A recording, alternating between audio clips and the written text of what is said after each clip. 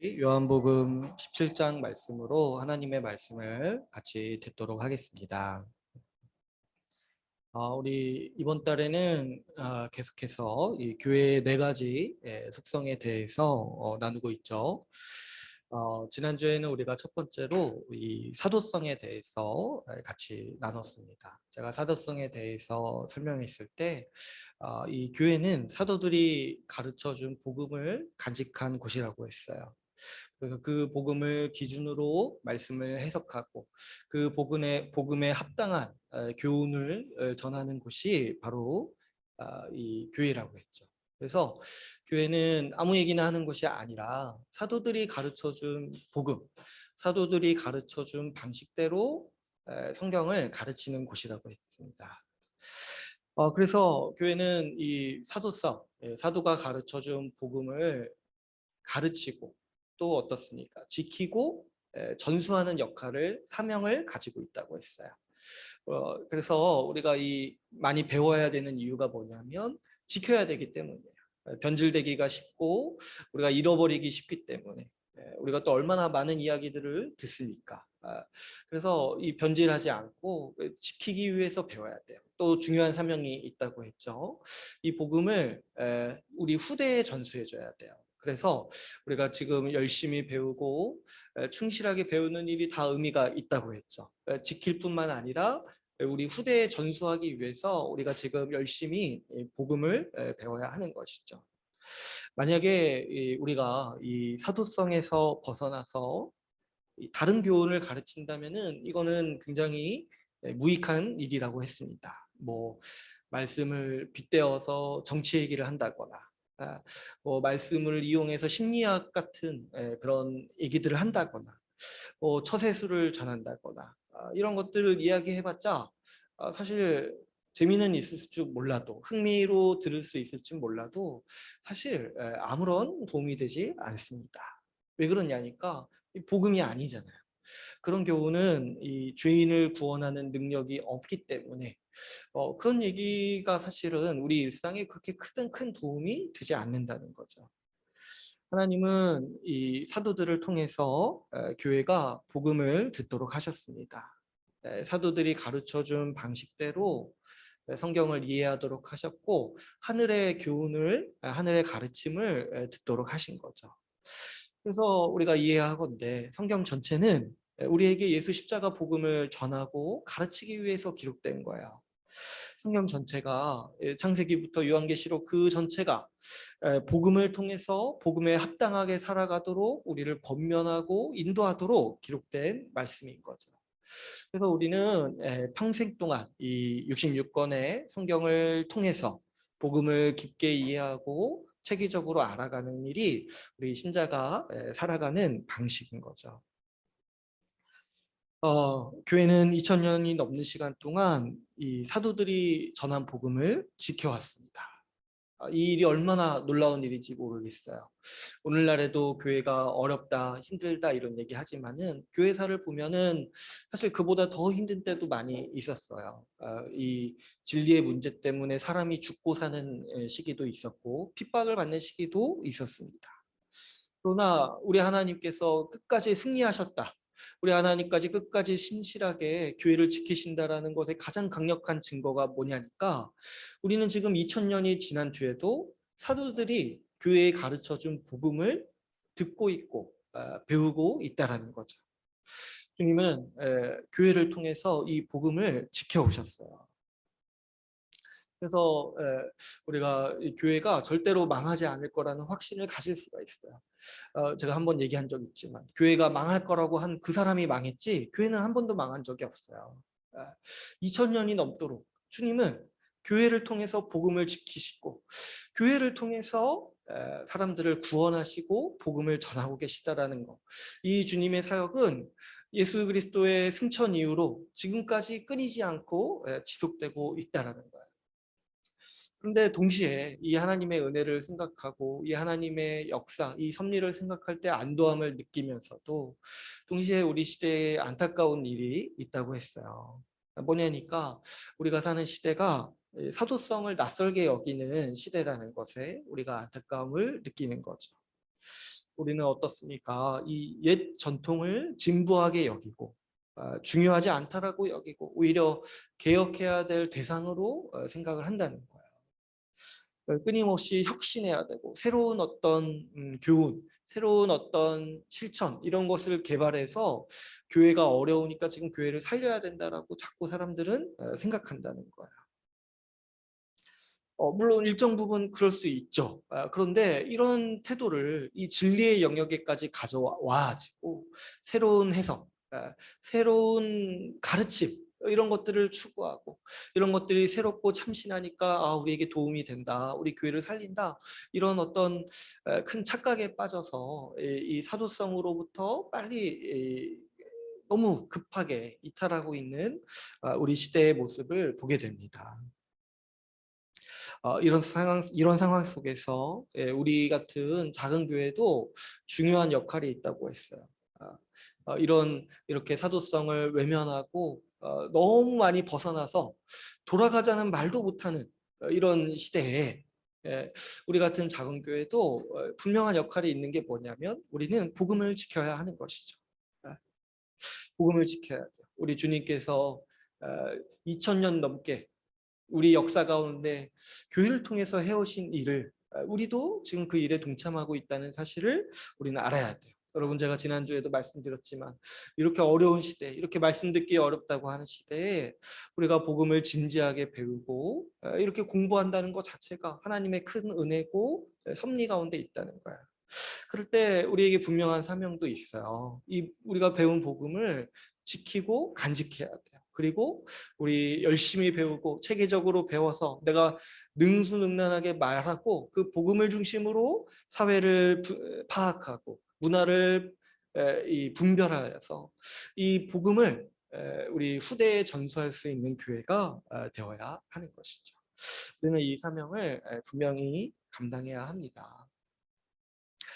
제가 이제 가장 염려되는 점 중에 하나는 우리가 이 전통적 가르침을 낯설게 여기는 시대에 있다는 거예요. 그래가지고 지난주에도 몇 가지 예를 말씀드렸지만 사도신경을 좀만 얘기해도 많은 분들이 놀라고 또 어떤 분들은 반발하여서 어떻게 그렇게 성경을 볼 수 있냐라고 따진다는 거죠. 근데 이제 그분도 보면은 주일에 사도신경을 고백해요.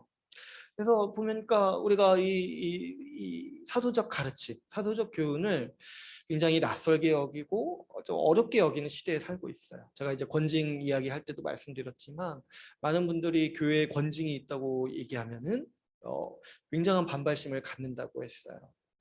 이런 것들을 보면은 우리가 얼마나 전통에서 멀어졌고 사도들이 가르쳐주고 전수해준 교회의 모습과 많이 좀 이탈해 있지 않나 이런 것들을 보게 됩니다. 이 낯설게 여기는 거야. 원래 교회의 모습을 낯설게 여길 정도로 우리가 있다는 것이죠. 근데 왜 그런가 하니까 이 사람들은 이 자신의 경험을 위주로 판단한다는 것을 우리는 알 수가 있습니다.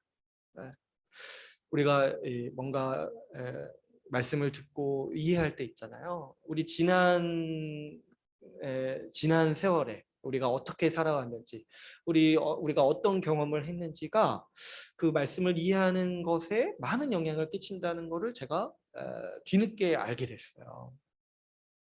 뭐냐니까 자기가 지금까지 들어왔던 것과 뭔가 다를 때, 그럴 때 사람들은 큰 거부 반응을 갖습니다. 그리고 또 어떤 경우냐니까 자기가 지금까지 경험해온 교회와 다를 때, 이 사도적 가르침이 다르다는 생각이 들 때 사람들은 또 거부 반응을 갖는다는 거야. 그러니까 근데 이거를 어떻게 그러냐 하는 게 아니라 우리는 사람이 그런 존재라는 거를 이해해야 돼요. 우리가 지난 세월, 우리가 지금까지 경험해온 것들을 깡그리 부인하고 새로운 걸 이렇게 막 바로 받아들이는 사람은 사실 그렇게 많지 않죠. 우리가 그래도 10년, 20년 살아온 세월이 있기 때문에 그 안에서 발전되어 오고 쌓아온 이해의 토대에서 우리는 지금 말씀을 듣는 거예요. 뭐 저도 그랬습니다. 저도 이렇게 교회의 모습, 교회가 이런 곳이다라는 걸 들을 때 처음에는 좀 잘 이해를 못했던 것 같아요.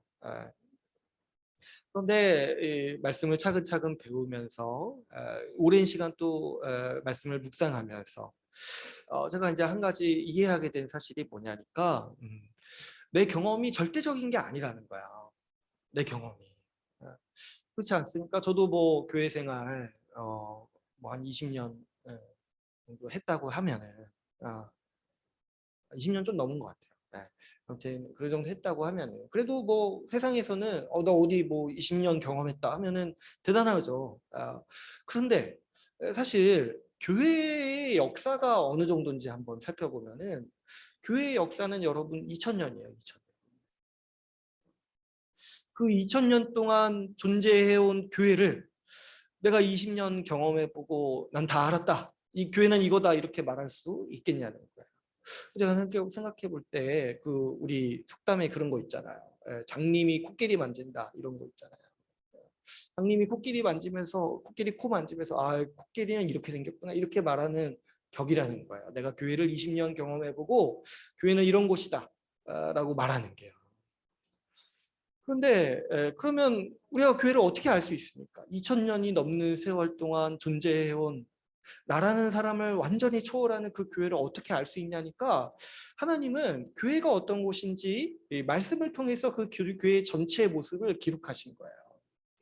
그래서 우리가 말씀을 통해서 교회를 이해하는 것이 교회의 온전한 모습, 원래의 모습을 이해하는 것이죠. 제가 교회 역사를 공부해 볼때 이 교회 지금 현대 교회가 어려움을 겪고 있고 그래서 이 사도성에서 이탈하고 전통에서 벗어나는 이 흐름들이 근 100년, 200년 사이에 급속하게 진행이 됐어요. 그러니까 여러분, 우리가 지금 50년 넘게 교회를 다녀도 우리가 경험한 교회는 교회 역사상 어려움을 겪고 있는 교회의 시기에서 경험한 거예요. 그렇다 보니까 내가 아무리 교회를 뭐 100년 다녔다 해도 마찬가지. 100년 다녔다 해도 그 이 시대의 흐름 사이에서 그런 교회의 흐름을 접했기 때문에 어떻게 보면 이 사도성, 사도가 말하는 교회의 모습들이 낯설게 다가올 수가 있다는 거예요.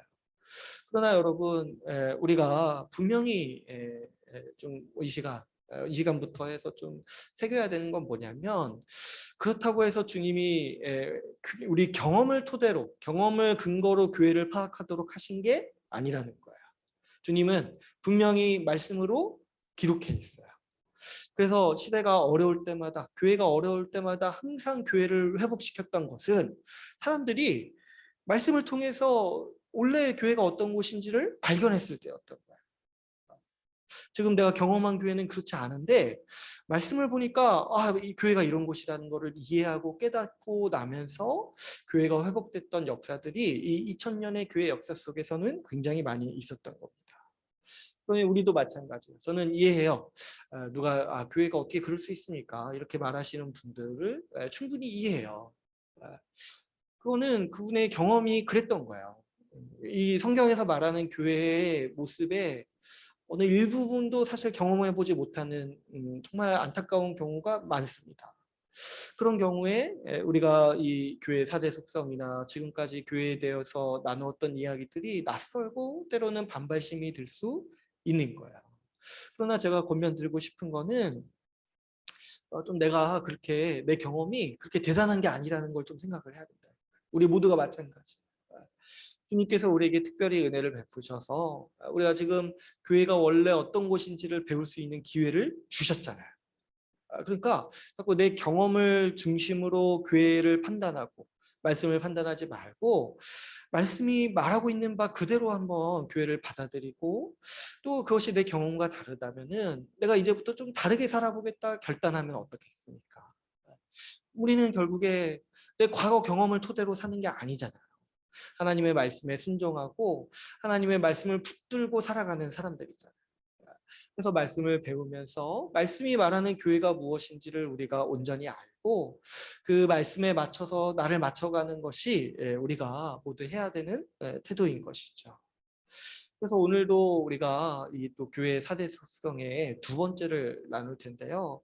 오늘 또 이 교회의 속성을 들으면서, 교회의 특성을 들으면서 우리의 교회가 어떠해야 되는지, 과거에 내가 경험했던 교회가 이런 곳이라면 앞으로 내가 일구어 나가고 헌신해야 될 교회는 어떤 모습이어야 하는지를 우리가 같이 나누기를 원합니다. 오늘 우리가 나눌 이 교회의 4대 속성의 두 번째는 통일성입니다. 이 통일성은 약간 제가 보기에는 번역이 약간은 좀 아쉬운 번역이에요. 왜 그러냐면 이제 우리나라는 통일에 대한 이미지가 있잖아요. 통일이라고 하면은 보통 남과 북이 하나 되는 거 얘기하잖아요. 그래서 뭐 분열됐던 게 하나 되는 거 이런 걸 얘기하잖아요. 근데 여기서 말하는 통일성은 그런 어떤 분열됐던 게 통일된다 이런 얘기를 하는 게 아니라 교회가 하나다라는 걸 얘기하는 거예요. 교회의 하나됨. 우리가 많이 쓰는 말로 교회의 한몸됨을 뜻하는 거죠. 그거를 이제 이 우리가 교회의 4대 속성 중에 통일성이라고 부르는 거예요. 근데 이제 말은 단어는 통일성이지만 우리가 이해할 때는 교회의 한몸됨, 교회의 하나됨이라고 이해하는 것이 바른 이해인 거죠. 사도신경에서는 우리가 교회의 통일성을 성도의 교제를 믿는다라고 고백해요. 교회가 하나 되어서 성령 안에서 교제를 나누는 곳임을 믿는다. 그래서 교회는 통일성이 있는 곳이다라고 우리가 고백하는 것이죠. 교회가 이 한 몸이다. 하나 되어야 된다. 교회는 하나 되어야 한다도 아니에요. 교회는 한 몸이다라고 얘기하는 건데요. 이 교회가 한 몸이길 원하는 것은 예수님께서 교회를 세우시는 목적입니다. 오늘 우리가 읽은 본문을 살펴보면은 예수님 교회를 향한 예수님의 계획과 뜻이 분명히 드러나 있는 것을 보게 됩니다. 오늘 요한복음 17장 말씀에 우리가 읽은 말씀을 보시면 오늘 본문은 예수님의 기도입니다. 예수님께서 기도하신 내용들이 있는 거예요. 그런데 오늘 본문에 이 배경이 특별히 있습니다. 이 예수님께서 십자가에 잡히시기 전날에 십자가형을 당하시기 전날에 제자들과 같이 식사를 하셨어요. 그래서 유명한 그림 있잖아요. 마지막 만찬. 그런 것처럼 예수님은 이 잡히시기 전날에 제자들과 같이 식사 자리를 가지시는 거예요. 근데 그때 예수님이 이 제자들에게 내가 잡혀갈 것이다. 내가 이제부터 너희랑 함께 하지 못한다. 예수님의 이 십자가 사역을 대략적으로 설명을 해주시는 거야. 그때 이제 제자들이 요한복음에 보면은 근심했다, 동요했다 이런 표현들이 나와요. 그렇지 않겠습니까? 평생 같이 함께 할 거라고 여겼던 예수님이 당장 내일 왜 그런지도 모르게 죽으신다, 뭐 이렇게 떠나신다, 같이 있을 수 없다 이런 얘기를 하니까 불안한 거예요.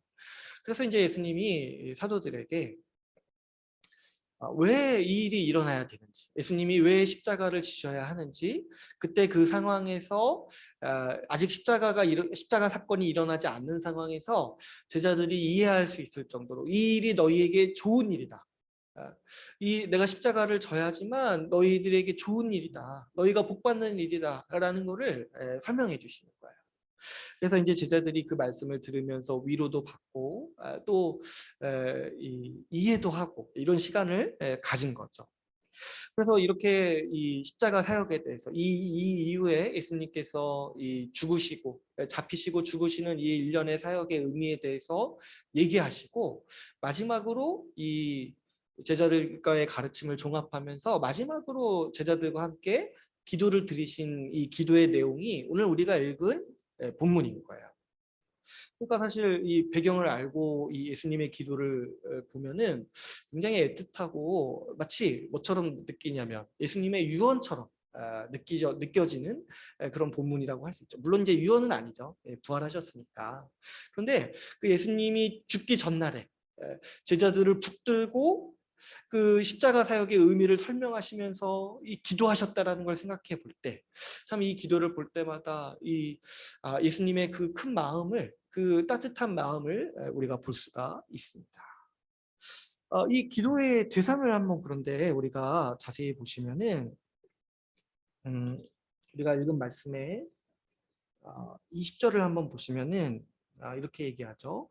지금 내가 비옵는 것은 이렇게 얘기를 하세요. 내가 비옵는 것은 이 사람들만 위함이 아니요, 이렇게 얘기하세요. 그러니까 이 사람들은 누구예요? 같이 있는 제자들, 이 사도들을 말하는 거죠. 그러니까 사도들을 위해서 계속 기도하다가 문득 좀 오해할 것 같아서 한 가지 더 붙이신 게 뭐냐면, 내가 지금 기도하는 바가 이 사도들만 위해서 하는 게 아니라 어때요? 그들의 말로 말미암아 나를 믿는 사람들도 위함이다. 이렇게 말씀하시는 거예요. 여러분, 사도들을 통해서 복음을 들은 사람들 누구예요? 바로 사도에게 복음을 배운 교회를 말씀하시는 거죠. 그러니까 이 기도가 우리를 위해서 기도하시는 거라는 거예요. 우리를 위해서.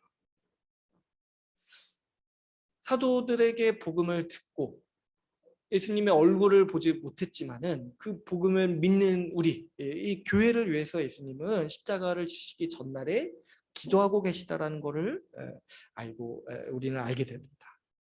예수님은 십자가를 지시기 전날에 그분의 십자가 사역으로 탄생할 교회를 위해서 기도하셨던 거예요. 근데 여러분, 그 교회를 위해서 무엇을 기도하는지 한번 자세히 한번 보시면 한 가지 기도 제목이에요. 21절부터 23절까지가. 한번 보시면은 반복되는 말이 있죠. 21절에 보시면 이 그들이, 나를 믿는 그들, 사도들의 복음을 듣고 나를 믿는 그들이 어떻게 되기를 원한다고 기도하십니까? 21절에 그들이 다 하나가 되기를 원합니다. 이렇게 기도하시죠. 22절에 어떻게 기도하십니까? 그들도 하나가 되려 함이나이다.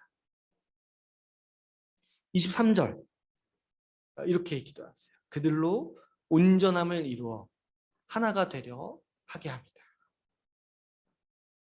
23절까지 이렇게 교회를 위해서 기도하시는데 사실은 한 가지 기도 제목이에요. 뭡니까? 이 교회, 나의 복음을 듣고 사도들을 통해서 복음을 듣는 교회가 하나 되게 해달라, 한 몸을 이루게 해달라고 주님은 기도하십니다. 제가 언젠가 여러분 그 성경 연구 반복 그런 거 가르칠 때 성경에서 중요한 거는 반복되는 게 중요하다고 했어요. 근데 여러분, 2번 반복되는 것도 중요한데 3번 반복되는 거는 이거는 지나치지 말고 이 가슴 깊이 새기라는 말씀인 거예요. 3번을 반복해서 얘기하신다는 거지. 3번 반복해서 교회가 하나됨을 이루어 달라고, 한 몸 된 교회가 되게 해달라고 주님은 기도하십니다. 그러므로 여러분, 이 교회의 하나됨, 교회의 한 몸됨은 어떤 목사의 바람이 아니에요. 제가 뭐 우리 교회 화목하게 지냅시다, 한번 하나 됩시다 해서 교회가 하나 돼야 된다 이런 얘기를 하는 게 전혀 아닌 거예요. 누군가의 어떤 이상도 아니에요. 교회의 하나됨은 예수님께서 십자가 사역으로 교회를 세우실 때 분명히 바라봤던 소망이요, 십자가에서 죽으시는 목적이라고 할 수 있습니다. 주님은 교회가 한 몸 된 교회를 세우시기 위해서 십자가를 지셨던 거예요.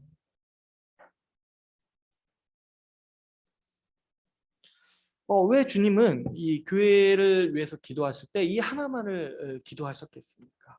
왜 주님은 교회를 한 몸으로 만드시기를 그토록 간절히 원하셨겠습니까? 이 오늘 말씀을 유심히 읽어보면은 왜 교회가 하나 되어야 하는지 주님은 계속해서 단서를 다시는 것들을 볼 수가 있어요. 왜 그러냐니까 하나님께서 한 분이기 때문에 교회가 하나여야 된다고 주님은 계속해서 말씀하시는 거예요. 여러분, 하나님께서 한 분이다 라는 거 많이 들어보셨죠? 그래서 우리가 이제 교회에서 이 삼위일체 교리라고 얘기하잖아요. 하나님이 성부, 성자, 성령 세 분으로 계시는데 이 하나님이 한 분이시다, 한 몸이시다 해서 우리는 삼위일체 교리라고 부릅니다. 근데 오늘 제가 이렇게 뭐 삼위일체 교리를 설명하려는 게 아니라 예수님이 우리 교회의 한 몸됨의 근거로 얘기하실 때 아버지와 내가 하나이기 때문에 우리 교회도 한 몸이 되어야 된다라고 기도하신다는 거예요. 21절에 보시면 이렇게 말씀하십니다.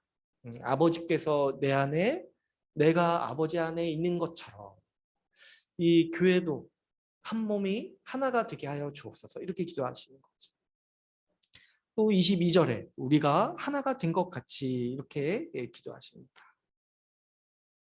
우리가 하나가 된 것 같이 하나님께서 한 분으로 존재하신 것과 같이 저들도 그 예수님을 믿는 그들도 하나가 되게 하려 함이니이다. 이렇게 기도하시는 거죠. 여기서 이렇게 아버지가 내 안에, 내가 아버지 안에 이렇게 말씀하시는 거는 어떤 이제 시적인 표현이 아니라 예수님과 아버지 하나님께서 연합하셨다. 한 몸으로 한 분으로 존재하신다. 그래서 연합하셨다라는 표현인 거예요.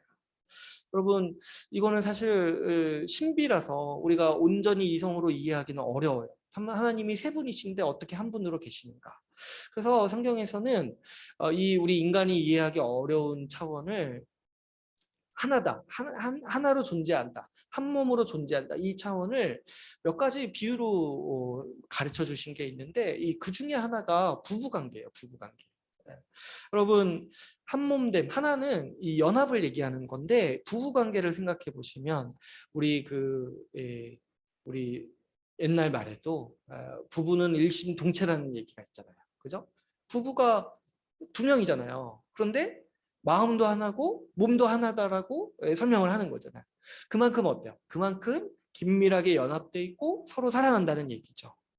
근데 여러분 한번 잘 생각해 보시면 부부가 연합하여서 한 몸이라는 거 있잖아요. 이게요. 성경 말씀이에요. 창세기 말씀에 부부가 연합해서 한 몸이 되었다. 그러니까 주님은 이걸 통해서 하나로 연합한다는 게 무엇인지 가르쳐 주시는 거예요. 하나로 연합한다는 거는 마치 그 부부 관계처럼 서로 사랑하고 서로 돌보고 서로 함께 살아가는 그 상태, 그 공동체적인 상태를 의미하는 것이죠. 그래서 이 하나됨, 한몸됨은요, 결국에 성경에서 말하는 바는 상대방을 내 몸과 같이 사랑하는 관계를 뜻하는 것이죠. 그래서 여러분, 이 하나님이 한 분이라는 얘기 있잖아요. 하나님이 한 분이다라는 말은 세 분 하나님이 우리가 이제 구체적으로 어떻게 그렇게 존재하시는지는 알 수 없지만 우리가 이해할 수 있는 수준에서 이해하자면은 세 분의 하나님이 계시는데 그 세 분의 하나님이 서로를 내 몸과 같이 깊이 사랑하신다는 거예요. 그래서 지금 예수님은 내가 아버지 안에 내가 있다. 라고 말씀하신다는 거죠. 세 분 하나님이요, 그 서로를 얼마나 사랑하시는지 우리 성경 전체에 나타나 있어요. 성부 하나님은 성자 하나님을 사랑하세요. 그래서 성부 하나님은 성자 하나님께 자신의 모든 것을 다 주세요. 그래서 성자 하나님을 하나님 보좌 우편에 세우셨다고 했잖아요. 그게 뭐냐니까 보좌는 하나님의 자리예요. 하나님의 영광이 있고 하나님의 통치가 있는 곳이에요. 그런데 그 우편은 뭐냐니까 그 하나님의 영광과 통치를 대리하는 곳이에요. 근데 그 우편에 누구를 앉히시냐니까 우리 주 예수님, 성자 하나님을 앉히시는 거예요. 그래서 우리 하나님께서 우리에게 원하시는 게 뭐냐니까 성자 하나님을 예배하라. 성자 하나님 예수님을 믿어라. 이렇게 말씀하시는 거예요. 자신의 모든 영광과 자신의 모든 소유를 하나님께서는 예수님께 다 주시는 거예요. 왜 그러냐니까 예수님을 사랑하시니까. 이 예수님께서 성자 하나님께서 성부 하나님을 얼마나 사랑하시는지 우리가 복음서를 보면 알 수 있어요. 성자 하나님이요 성부 하나님께 모든 영광을 돌립니다. 성자 하나님을 통해서 예수님을 향해 나오는 자들에게 하나님께 영광 돌리도록 하죠.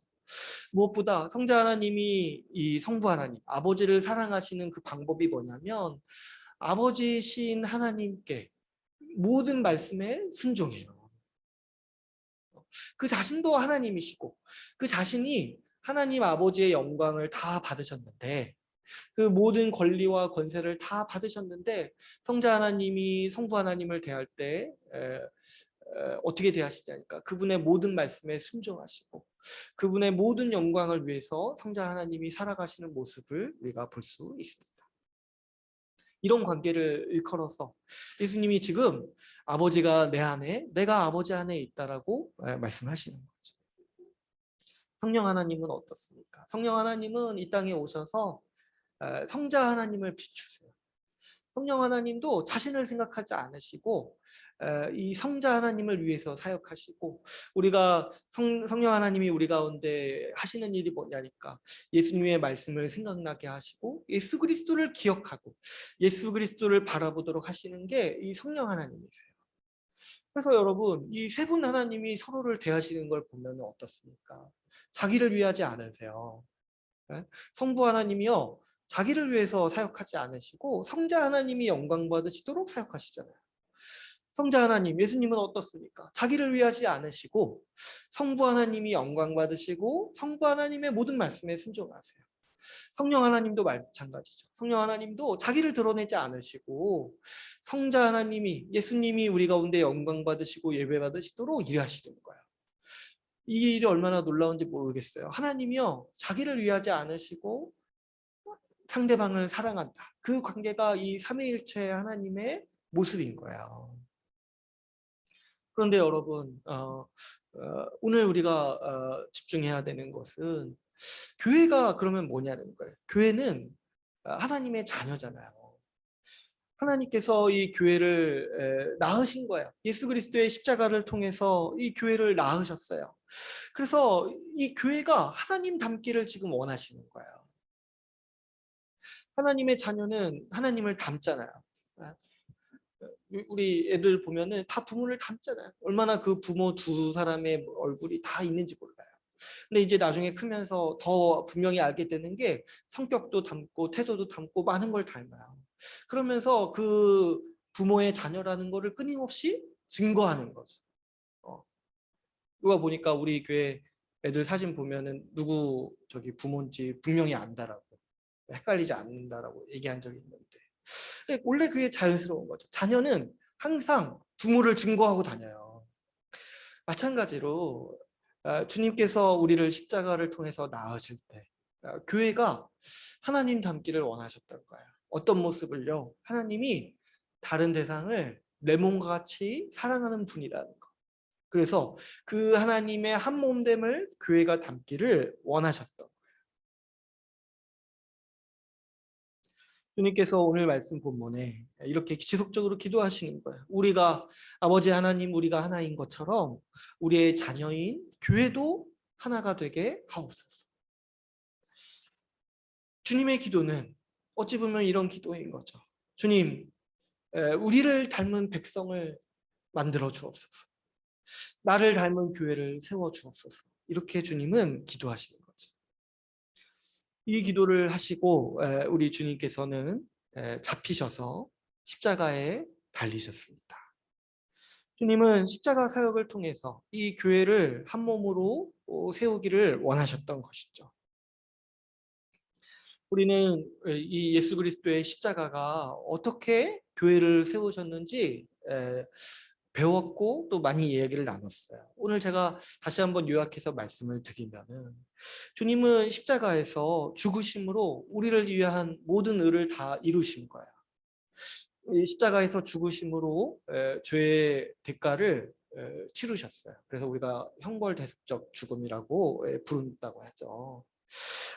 우리가 받아야 될 죄의 대가를 예수님이 대신 받으시고 죽으셨어요. 그런데 이것만 있는 것이 아니라 예수님이 십자가에서 죽으심으로 예수님은 우리가 지켜야 할, 하나님 앞에서 지켜야 할 모든 의를 다 성취하신 거예요. 죽기까지 하나님의 말씀에 순종하심으로써 우리가 불순종했는데, 우리가 앞으로 주님께 순종할 능력이 없었는데 주님께서 주님의 모든 말씀에 순종함으로써 우리 대신에 죽으셨을 뿐만 아니라 우리 대신에 순종하신 거예요. 그 통째가 바로 그 십자가를 통해서 나타나신 것이죠. 그런데 여러분, 엄밀히 말하면 어떻습니까? 엄밀히 말하면 예수님이 대신 죽으셨는데 왜 우리 죄가 용서받습니까? 또 예수님이 순종하셨는데 왜 내가 순종한 사람으로서 의를 받습니까? 이거를 해결하신 게 이 복음의 가장 중요한 원리예요. 왜 예수님이 다 이루셨는데 우리도 이룬 것처럼 여김을 받습니까? 했을 때 주님은, 하나님께서는 성령을 통해서 우리가 예수님과 연합되도록 하시는 거예요. 우리가 구원을 얻는 방식이 여기에 있다고 했습니다. 예수님의 성취가 우리의 것이 되도록 주님이 하셨다고 했어요. 이게 복음이라는 거예요. 이게 다른 게 복음이라고 할 수 있지만 해도 되지만 다른 원리가 복음의 중심 깊은 원리가 뭐냐면은 예수님이 다 하셨고 그 다 하신 것을 우리의 것이 되게 하신다는 거예요. 그래서 나는 아무것도 안 했지만은 그 주님을 믿음으로 주님과 연합돼서 예수 그리스도의 의로우심을 내가 받는다라는 거야. 그래서 우리가 이것을 그리스도와의 연합교리라고 부른다고 했습니다.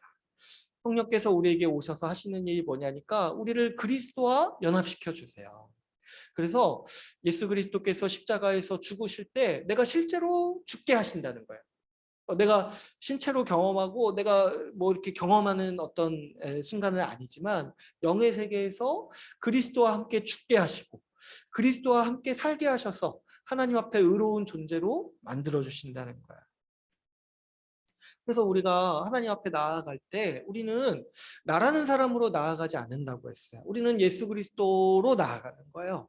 예수 그리스도 안에서 그리스도의 얼굴을 가지고 나아가는 거예요. 그래서 하나님은 우리의 행위를 보시고 우리의 과거를 보시는 게 아니라 우리를 볼 때마다 예수 그리스도를 보시며 우리를 기뻐하신다는 거죠. 이 그리스도의 연합이 이 복음의 핵심이고 우리가 살아가는 원리인 것입니다.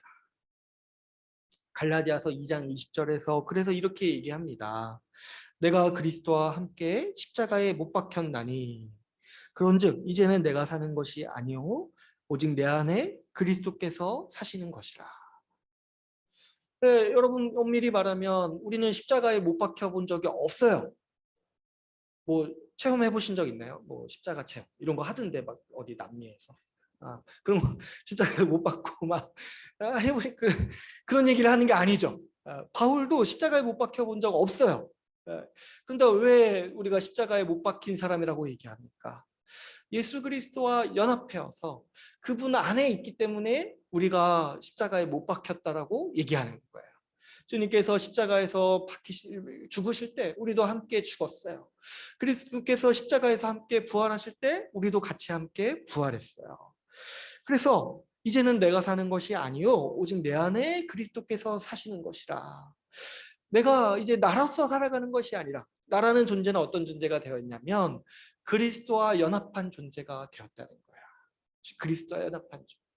그래서 우리가 어디 있냐니까 그리스도 안에 있는 사람이 되었다라고 성경이 증언하는 것이죠. 이 그리스도와의 연합이 우리가 구원받는 원리예요.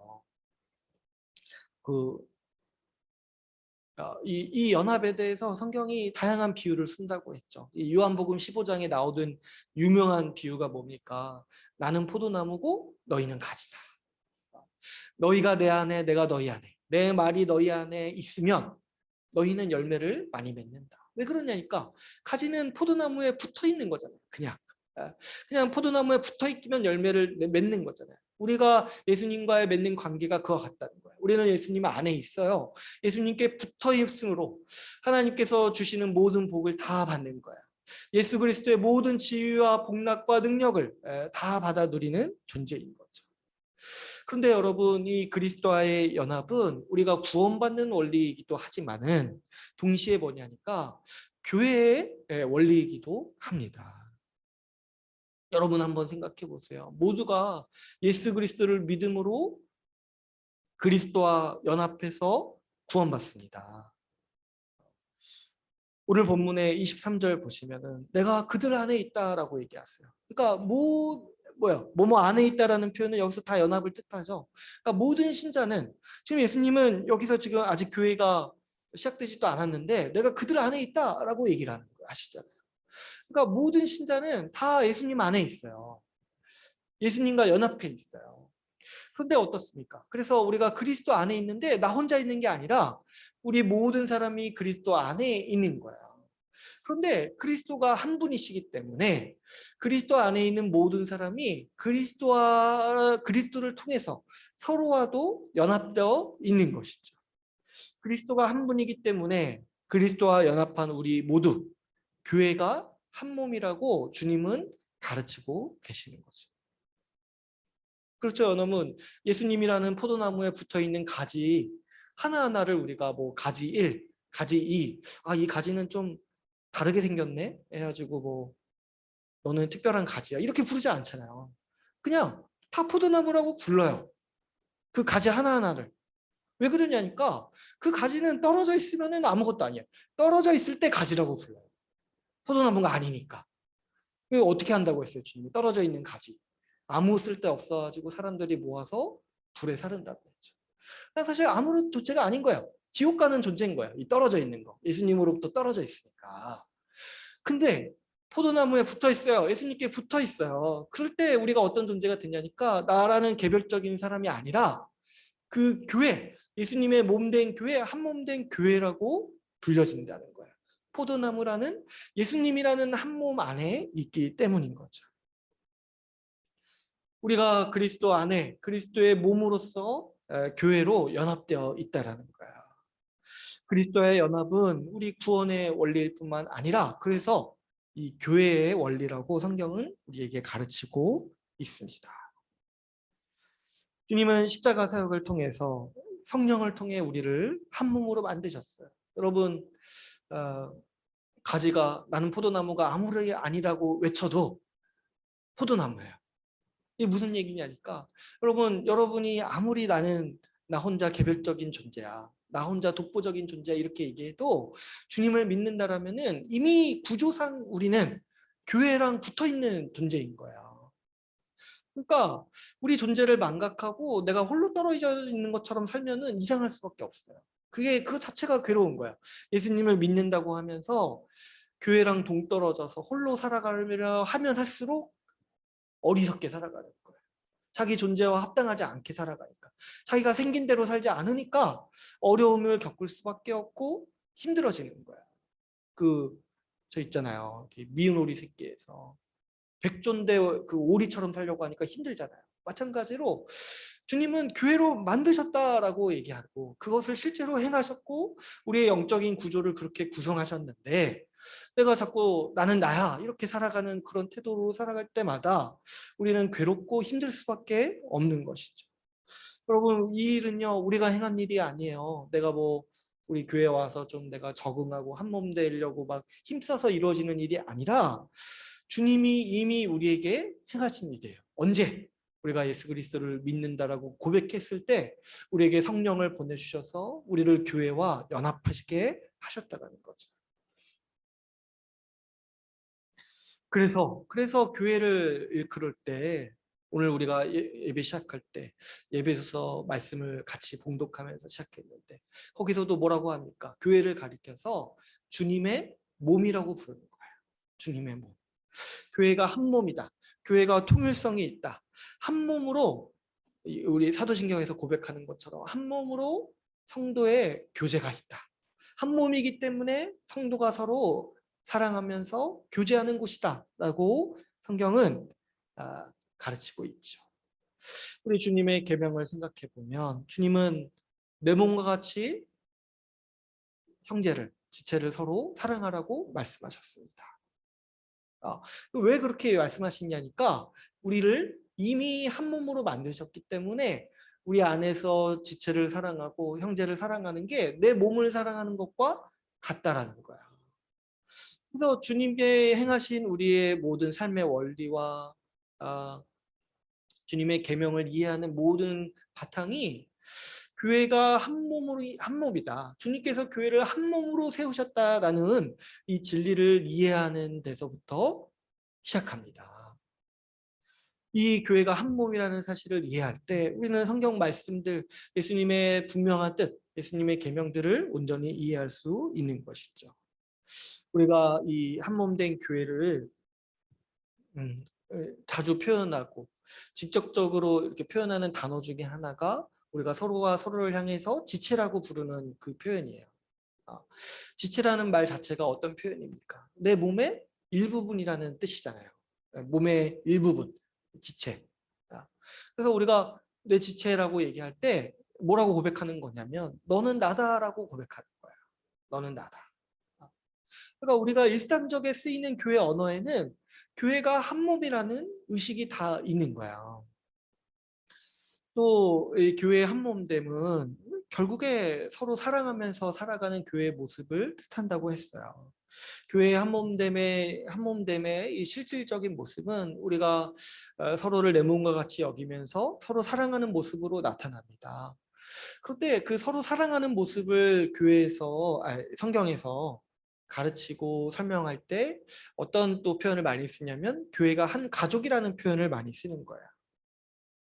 우리가 이 처음 교회 모습을 많이 나눴죠. 교회가 딱 탄생됐을 때 재산을 함께 나누어 쓰고 날마다 마음을 같이하여 모였다고 하고 있어요. 어떤 분들은 이런 교회 모습이 그때는 그랬고 지금은 아니다 이런 식으로 생각을 해요. 그런 교회는 지금은 불가능하다. 근데 이런 생각을 왜 하게 되냐니까 주님이 이 교회를 한 몸으로 만드셨다라는 이해가 없는 거예요.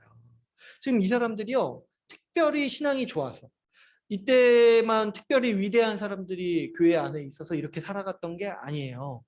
이 사람들이 분명히 알게 된 게 뭐냐니까 우리가 성령 안에서 한 몸이 되었다라는 사실을 알고 기뻐하면서 그것을 믿음으로 살아갔던 거야. 우리가 한 몸이라는 걸 단순히 믿고 살아갔던 거예요. 이 교회의 모습을 보면 어떠합니까? 이 모두가 한 분 하나님을 아버지로 부르면서 서로 사랑하고 서로를 내 몸과 같이 여기며 내 형제요 자매라고 부르면서 같이 살았던 거예요. 그리고 세상은 이런 교회를 보면서 두려워하기도 하고 하나님께 영광을 돌렸습니다. 음. 이런 교회가 우리 오늘 말씀, 예수님이 의도하셨고 계획하셨고 소망하셨던 교회의 모습이죠.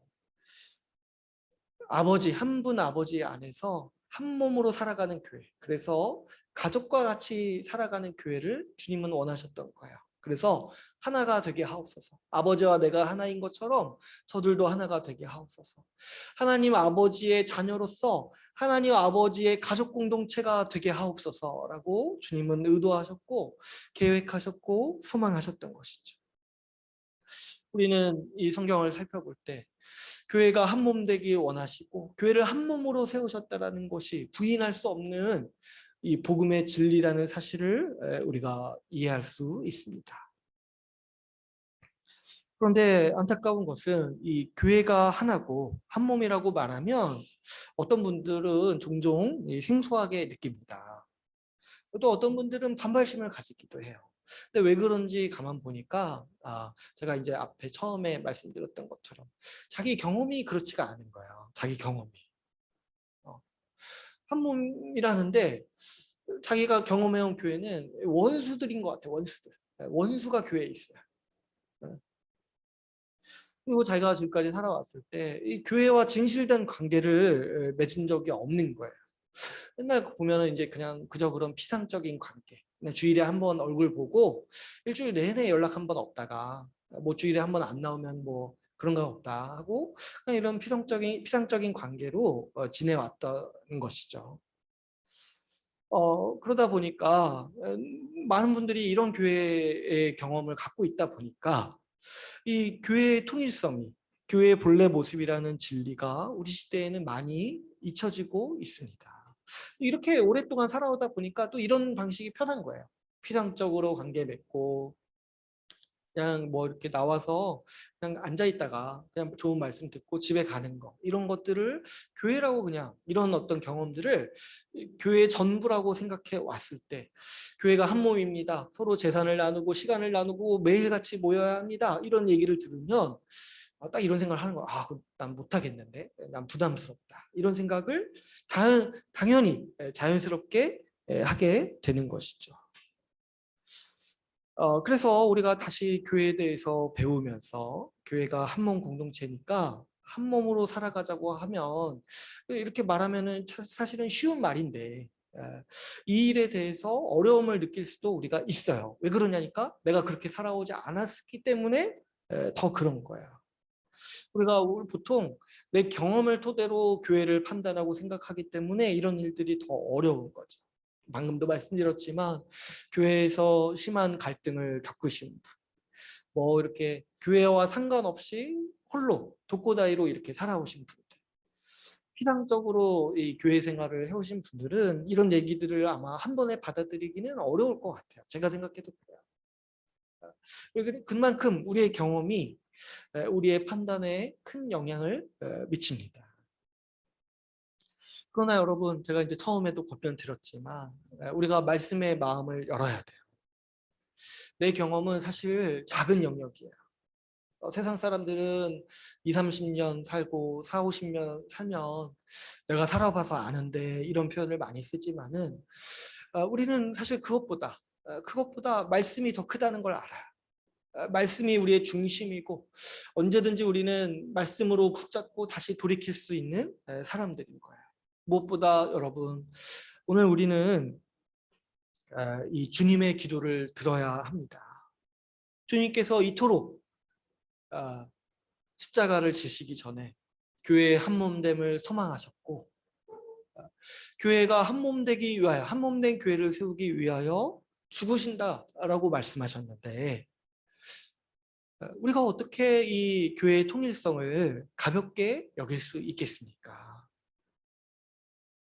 여러분, 한번 반대로 한번 생각해 보세요. 만약에 교회가 한 몸이 아니라면은 교회가 통일성이 있어도 되고 없어도 되는 거라면 그러면 교회는 도대체 뭐냐는 거야.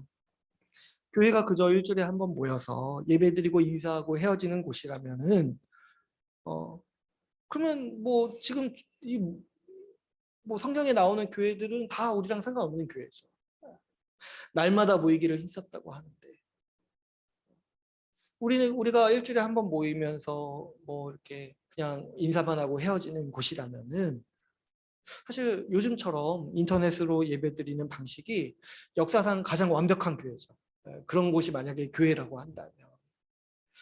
그러니까 그런 교회만 경험해오고 교회가 한 몸이 아니다라고 얘기하는 건 굉장히 허황된 얘기라는 거예요. 그저 얼굴만 알고 서로 인사하면서 피상적인 관계가 이 교회의 전부라면 서로 사랑하라는 주님의 말씀은 도대체 어디 가서 실천하며 살 것입니까? 주님은 서로 사랑하라고 하셨어요. 근데 도대체 누구를 사랑하면서 살 거예요? 교회 와서 뭐 인사도 하는 둥 마는 둥 관계도 맺지 않는다라면 교회가 정말 그런 곳이라면 서로 사랑해야 되는 사람 어디에 있습니까? 뭐 저기 진짜 옆집 사람 사랑할 거예요? 내 몸과 같이 옆집 사람 한번 사랑해 볼 겁니까? 2년 뒤에 나 이사 가야 되는데 어떻게 내 몸과 같이 한번 그분도 이사 갈지도 모르는데 어떻게 사랑합니까? 주님께서 한 몸으로 만드신 교회 공동체를 사랑하라고 주님은 내 몸과 같이 사랑하라고 말씀하시는 거예요. 말로만 형제, 말로만 사랑하는 지체 이런 것들이 사실 무슨 의미가 있습니까? 헌신이 없는 사랑은 때로는 미워하는 것만도 못해요. 왜냐하면 위선에 가까우니까요. 사랑하는데 사랑한다라고 고백하지만 시간은 같이 못 보낼 것 같아. 사랑한다고 고백하지만 나는 너를 도울 수 없어. 이렇게 말하는 게 얼마나 위선적인 태도입니까? 무엇보다 우리가 정말 교회가 한 몸이 아니라고 생각한다라면 오늘 주님의 기도는 뭐가 됩니까? 주님은 하나된 교회를 세우시기 위해서 십자가를 지신다라고 말씀하시는데 교회가 한 몸이 아니라고 말하진 않지만 그렇게 생각하는 그 느낌적인 그 느낌, 그 마음 한켠의 그 한 구석 그건 도대체 뭐냐는 거예요. 주님은 한 몸 된 교회를 얻기 위해서 그 정말 그 임신해가지고 자녀를 얻기까지 기대하잖아요. 지금 주님의 기도가 그런 기도예요. 해산의 고통을 앞두시고 주님이 기도하시는 거예요. 이런 자녀를 얻게 하옵소서. 이런 교회를 보고 싶습니다. 그 기대함으로 주님은 십자가의 고통과 그 저주를 견디시려고 하시는 거예요. 근데 그 기도를 들으면서 뭐 그래도 교회는 그런 거지. 뭐 그냥 뭐 좋은 게 좋은 거지 이렇게 생각한다 그러면 만약 그런 마음이 일말에 내 마음 한켠에 있다라면 얼마나 주님의 마음을 무시하는 겁니까? 얼마나 그 십자가의 사역을 이해하지 못하는 태도입니까? 한 몸으로 서로 사랑하면서 살아갈 마음 없이 교회로 모이는 일은 어떻게 보면 정말 이 주님께서 십자가를 통해 세우신 교회를 크게 오해하는 일이에요. 교회 올 때 십자가를 한번 보세요. 십자가를 한번 보세요.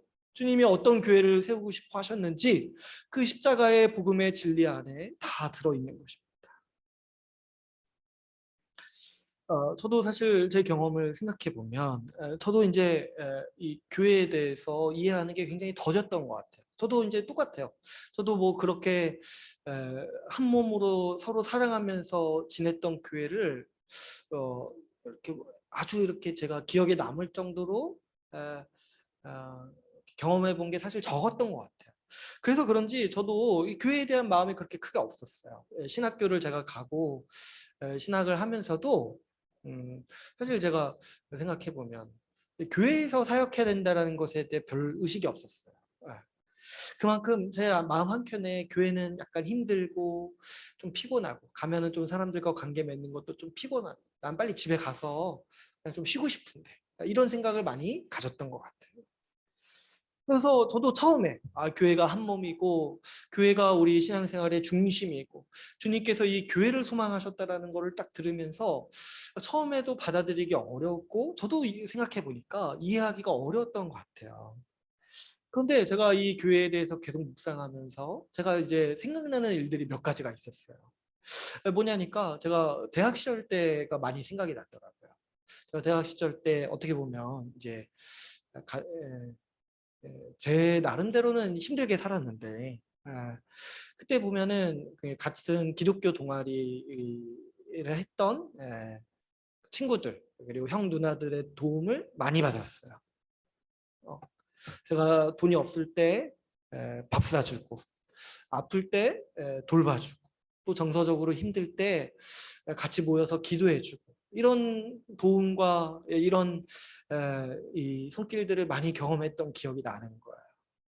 근데 그때는 제가 그런 걸 경험했을 때 정말 좋은 사람들이다. 너무 감사하다. 주님께 감사하다 생각했는데 제가 교회의 한몸됨을 배우고 나니까 세상에 그게 교회의 모습이었던 거예요. 그때는 그게 교회라고 생각을 못했기 때문에 교회가 이런 곳이다 생각을 하는데 굉장히 이해가 더뎠는데 제가 교회의 한몸됨을 이해하고 나서 보니까 그렇게 정말 우리 나 자신의 연약함을 돕고 같이 함께 힘써서 살아가는 그 모습이 교회였구나 라는 생각을 하면서 저도 이제 교회에 대해서 이해하게 된 것 같아요. 여러분 주님은 우리를 교회 안에서 교회의 한몸된 공동체 안에서 서로 돕고 서로 사랑하면서 살도록 우리 인생을 설계하셨어요. 한 사람은 많이 약합니다. 우리 중에 누구도 혼자서 서 있을 수 없어요. 우리가 가진 대부분의 문제는 사실 혼자 힘으로 해결할 수 없는 게 많습니다. 저는 지금까지 혼자 이렇게 해왔는데요. 뭐 그럴 수는 있지만 그래도 잘 생각해 보시면 누군가 도왔기 때문에 지금 우리가 이 자리에 있는 거예요. 그리고 앞으로도 마찬가지죠. 지금까지 내가 혼자 홀로 서 있습니다. 그런데요, 여러분 생각해 보시면 우리 육체는 결국에 내 한 몸 내 스스로 못 가눌 정도로 망가져요. 그러면 그때는 어떻게 살 거예요? 그러면 그때는 정말 죽어야 되는 거예요. 우리 주님이 우리 인생을 설계하실 때 그렇게 살라고 설계하신 게 아니라 그때라도 한 몸된 공동체 안에서 서로 도우면서 서로 사랑하면서 살라고 우리에게 이 교회로 우리를 만드신 거라는 거예요. 오늘 말씀에 23절을 보시면 이렇게 말씀하십니다. 중간에 보시면은 그들로 온전함을 이루어 하나가 되게 하려 함은 이렇게 말씀하세요. 여러분 온전해진다는 게 뭐냐니까 한 몸으로 살아간다는 거예요. 온전해진다는 게요. 그리스도 안에서 온전해진다는 거. 신앙이 온전해지고 성숙해진다는 거예요. 나 혼자 뭐 이렇게 잘 버티고 나 혼자 이렇게 믿음이 출중해가지고 아주 어떤 어려움이 와도 막 튕겨낼 수 있고 나 혼자 이렇게 버틸 수 있는 사람을 온전하다고 얘기하는 게 아니에요. 하나님께서 우리를 온전하게 만드신다는 게 뭐냐니까 한 몸 된 교회로 만드신다는 거예요. 한 몸 된 교회. 한 몸된 교회로 만드셔서 그 안에서 서로 도움받고 돕는 존재로 만드신다. 그래서 그것이 하나님이 창조하신 사람의 모습이라는 거야. 그게 하나님이 만드신 온전한 모습이라는 거야. 저도 옛날에 그걸 잘 몰랐어요. 제가 항상 기도했던 게 주님 저 좀 강하게 해주세요. 제가 어려움이 많은데 그런 것들 좀 이겨내고 혼자서 좀 잘 버틸 수 있도록.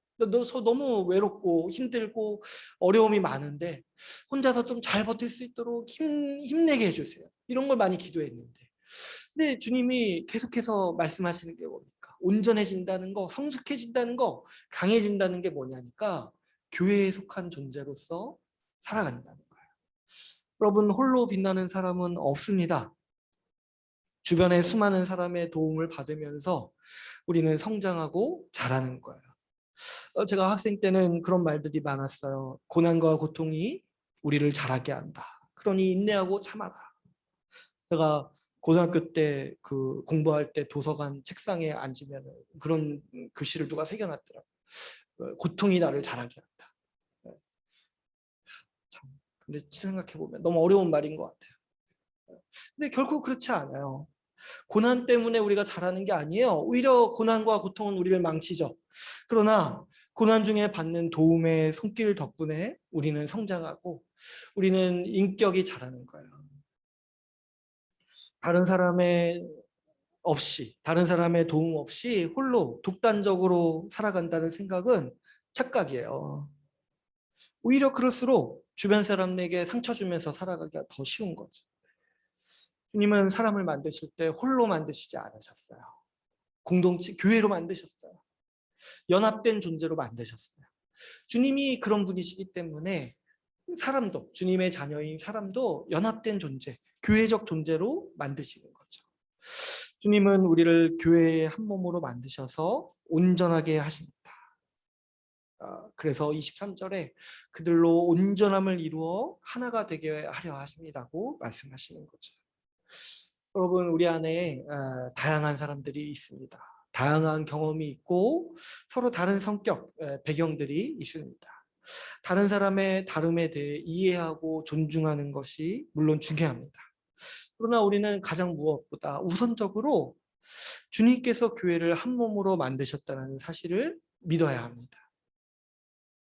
내가 아무리 교회는 그렇지 않아. 나는 그냥 피상적으로 사는 게 편해.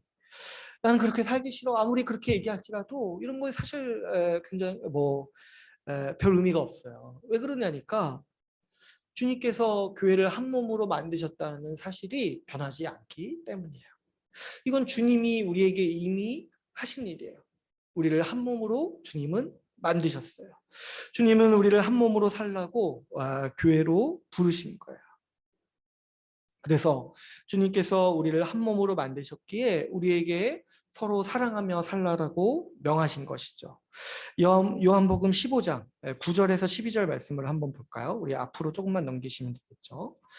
요한복음 15장 9절에서 12절 말씀.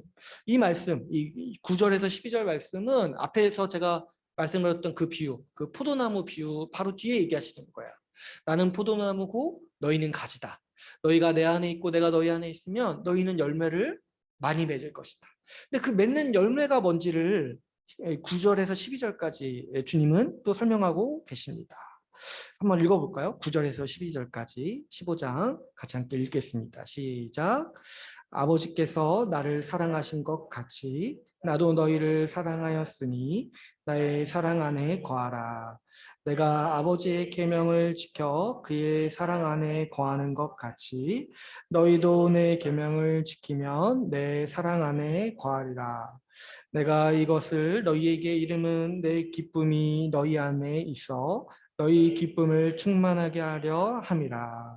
내 계명은 곧 내가 너희를 사랑한 것 같이 너희도 서로 사랑하라 하는 이것이라. 13절은 또 이렇게 얘기하죠. 사람이 친구를 위하여 자기 목숨을 버리면 이보다 더 큰 사랑이 없나니. 주님이요 명하신 계명이 뭐냐니까 우리가 주님 안에 있을 때 맺는 열매가 뭐냐니까 다른 사람을 사랑하는 거예요. 같이 주님 안에서 있는 교회 지체를 사랑하는 거야. 근데 여기서는 또 어떻게 얘기하세요? 내가 너희를 사랑한 것 같이 너희도 서로 사랑하라. 이게 우리가 주님 안에 있을 때 맺는 열매요. 구원받을 때 맺는 열매요. 교회로 만드셨기 때문에 주님이 명하신 계명인 거죠. 근데 곧바로 이어서 사람이 친구를 위하여 자기 목숨을 버리면 이보다 더 큰 사랑이 없다고 말씀하세요. 왜 그러냐니까 내가 너희를 사랑한 것 같이 너희도 서로 사랑하라고 얘기하시잖아요. 근데 주님이 우리를 어떻게 사랑하셨냐면은 자기 목숨을 버리시면서까지 사랑하셨다는 거예요. 그래서 너희도 너희 지체를, 너희 교회 지체를 내 몸처럼 사랑하라. 자기 목숨처럼 여기며 사랑하라라고 주님은 우리에게 말씀하십니다. 이 모든 말씀이 한 몸이다. 우리 주님께서 우리를 한 몸으로 만드셨다라는 거, 우리가 주님 안에서 연합했다라는 진리를 이해하지 못하면 우리는 이 말씀의 진리를 알 수가 없죠. 한 몸으로 만드셨다는 것을 알고 지체를 내 몸과 같이 살아가는 것이 신앙생활이요, 바로 이 교회 생활인 것이죠. 그러므로 여러분, 우리는 서로 사랑합시다. 우리 특별히 교회 지체들, 교회 사람들을 사랑합시다. 사랑은 교제로 나타납니다. 그래서 우리가 매주 고백하는 사도신경은 교회의 한몸됨을 성도의 교제라고 고백하고 있는 거야. 서로 사랑하는 모습이 교제를 통해서 나타나기 때문이죠. 여러분, 시간을 같이 보내지 않으면서 사랑한다고 말할 수가 없죠. 힘들죠. 자주 만나고 교제합시다. 물론 지금 이제 코로나 시기 때문에 한계가 있죠. 그러나 그럼에도 불구하고 우리는 서로 사랑하고 교제하는 것을 포기할 수 없습니다.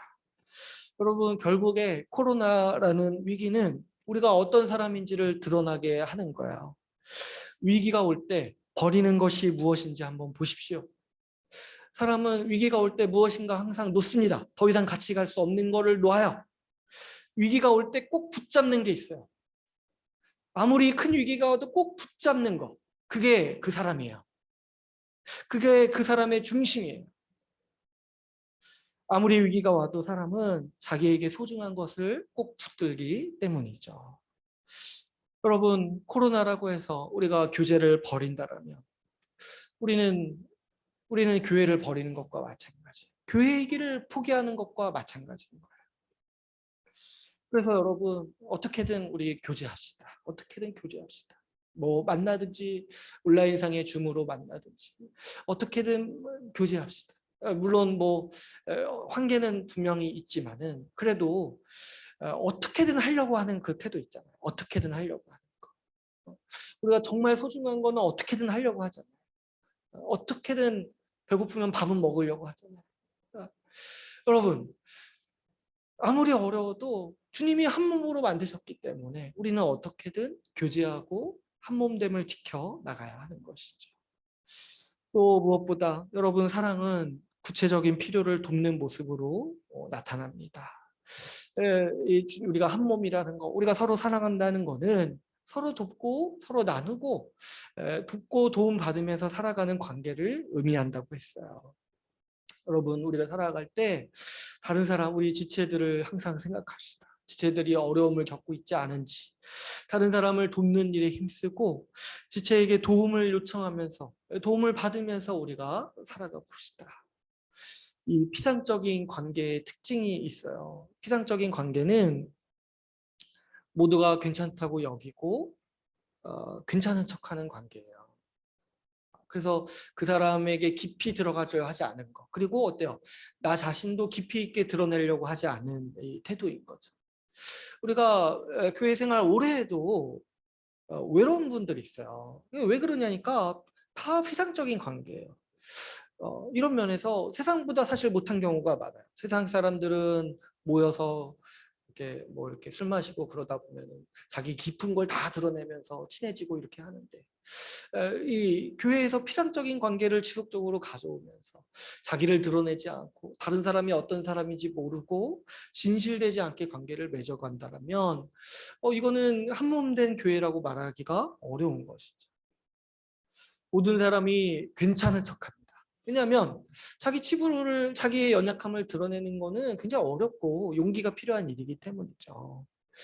그러나 모든 사람이요 가까이서 보면 나름대로의 연약함이 있고 남몰래 흘리는 눈물이 있습니다. 피상적인 관계일수록 자신을 드러내지도 않고 도움을 구하지도 않는 것이죠. 여러분, 우리가 서로를 대할 때 자신의 연약함을 있는 그대로 나누고 때로는 이 도움을 구하는 관계가 되도록 힘씁시다. 자기를 드러내기를 주저하지 말고, 물론 이제 시간은 좀 필요하겠지만은 자기를 온전히 드러내고 자기 마음을 진심을 가지고 나누면서 진실된 관계를 맺어가기를 소망합니다. 저는 대학 시절에 힘든 일이 있어가지고 주변의 도움을, 특히 이제 앞에서 얘기했던 이 기독교 공동체 분들에게 그 도움을 많이 구했어요. 그래서 몇 번은 제가 너무 힘들어가지고 그냥 사람들 모인 자리에서 기도해달라고 요청한 적도 있었어요. 그런데 제가 근데 그때 굉장히 신비한 일을 경험했던 게 뭐냐면, 저를 위해서 이제 사람들이 기도해 주잖아요. 그런데 시간이 좀 지난 뒤에 몇 분이 저한테 얘기를 하는 거예요. 네 덕분에 고마웠다라고 얘기를 하는 거예요. 저는 도움을 요청했고 도움을 받았는데 상대방은 제 덕분에 고맙다라고 이제 얘기를 하는 거예요. 근데 제가 이상하죠. 내가 도움을 받은 거고 내가 도움을 요청했는데 근데 왜 나한테 고맙다고 하지? 이런 거를 몇 번을 경험했어요. 잘 이해를 못 하겠어요. 지금도 사실 굉장히 신비로운 일이죠. 그런데 말씀을 통해서 생각해 볼 때 주님은 아마도 저라는 사람의 연약함을 통해서 교회의 한몸됨, 주님이 세우신 공동체의 한몸됨의 은혜를 누리도록 모든 이들에게 그 은혜를 주신 것이 아닐까 저는 생각하고 있어요. 우리의 피상성이 깨지고 우리의 진실된 사랑이 서로에게 흘러가고 소통될 때 우리는 하늘의 은혜를 누리고 하나님이 세우신 교회의 본 모습을 보게 되는 것이죠. 그때 우리가 내가 돕는 위치에 있을지라도 그때 우리는 주님의 은혜를 누리는 거예요. 그리고 또 여러분, 사실 우리가 항상 돕기만 하는 사람도 아니고 항상 도움만 받는 사람도 아니에요. 우리가 정말 평생을 같이 살아간다고 생각해 볼 때 우리 인생은 굴곡이 있을 거예요. 그럴 때 도움만 받던 사람이 있는 게 아니에요. 그 사람이 언젠가 도울 수도 있는 것이고 또 어떻습니까? 도움을 주던 사람이 도움받는 시기도 언제든지 있을 수 있는 것이죠. 여러분, 우리가 진실되게 서로를 드러내고 우리 자신을 진실된 태도로서 교제하기를 원합니다. 그럴 때 이제 가장 좋은 것 중에 하나가 서로의 집으로 초대하는 일이 가장 좋은 것 같아요. 서로의 집으로 초대할 때, 집으로 초대한다는 건 뭐야? 내가 나의 모습을, 나를 드러내는 거잖아요. 물론 이제 집 청소 열심히 해서 적당히 감출 수 있어요. 근데 그것도 한두 번이죠. 어떻게 이제 매번 그렇게 합니까? 친해진 관계가 뭐냐니까, 이 한몸된 관계가 뭐냐니까, 특별히 집 청소 안 해도 초대할 수 있는 관계. 저도 참 두려운데. 저도 두려운데. 어쨌든 친한 친구끼리 그렇게 하지 않습니까? 자취방에 언제든지 연락 안 하고 이렇게 물론 이제 우리끼리 연락 안 하고 놀러 가는 건 안 되지만 그래도 뭐요, 서로를 알고 서로를 의존하는 관계 가운데 서로의 집에 초대하면서 누리는 관계가 주는 기쁨이 있는 것이죠. 여러분, 우리 지금 뭐 방역 수칙 있지만은 지키는 한도 내에서 서로 다 같이 모이는 시기가 없으니까 서로 초대하고 초대받고 이렇게 좀 살아가 보면 어떻겠습니까? 여러분, 마지막으로 좀 권면드리고 싶은 거는 여러분, 기도를 요청하세요. 진심 어린 기도를 요청하세요. 기도 모임하면서 기도 제목 나눌 때 피상적인 기도 제목 나누지 마세요. 일주일 내내, 한 달 내내 똑같은 피상적인 기도 제목 그런 거 있잖아요. 그런 거 말고 그냥 진심 어린 마음을 나누세요. 요즘에 생각하는 거, 요즘에 마음으로 내가 정말 중심으로 고민하는 것들, 그런 정말 진심 어린, 내 자신의 진심 어린 마음을 드러내고 또 필요하다면 도움을 요청하세요. 진심 어린 요청, 진심 어린 도움을 요청하는 것은 사랑의 표현입니다. 그 아이가 부모를 사랑하는 방식이 이런 거예요. 나는 당신이 필요합니다. 그럴 때 부모도 아이를 통해서 사랑을 느끼는 거예요. 아이가 나의 도움을 요청할 때 부모도 아이가 나를 사랑한다는 걸 아는 거예요. 오히려 도움을 구하지 않고 거절할 때, 이 괜찮은 척 그냥 피상적인 관계로 살아갈 때 어떤 메시지를 주는 거냐면 나는 당신이 필요 없습니다라는 메시지를 계속해서 주는 거예요. 의도하지 않고는 의도했던 건. 그런 거에 이 피상성이 더욱더 견고해지는 것이죠. 주님은 여러분 우리를 진실한 관계로 부르셨습니다. 한 몸 된 교회로 부르셨습니다. 우리 가운데 벽이 없어요. 벽이 있다라고 생각하는 건 우리의 착각이고 우리의 아집이고 우리의 불신앙인 거예요. 주님께서 우리를 한 몸으로 만드셨다는 사실을 믿고 우리가 그대로 믿음으로 살아가기를 소망합니다. 이제 오늘 말씀을 맺겠습니다. 오늘 우리는 교회의 통일성에 대해서 함께 나누었습니다. 주님께서 교회를 한 몸으로 세우시기 위해 십자가를 지셨습니다. 주님은 하나된 교회라야 주님을 증거할 수 있다라고 말씀하십니다. 21절 세상으로 아버지께서 나를 보내신 것을 믿게 하옵소서. 예수님께서 세우시는 교회, 주님과 연합한 교회는 한 몸으로 서로 사랑하고 돕는 교회입니다. 우리가 서로 사랑하고 연합함으로 주님의 몸된 교회를 세워갑시다. 그럴 때 우리와 우리 주변 사람들이 교회가 어떤 곳인지 알고 하나님께 영광 돌리기를 간절히 소망합니다.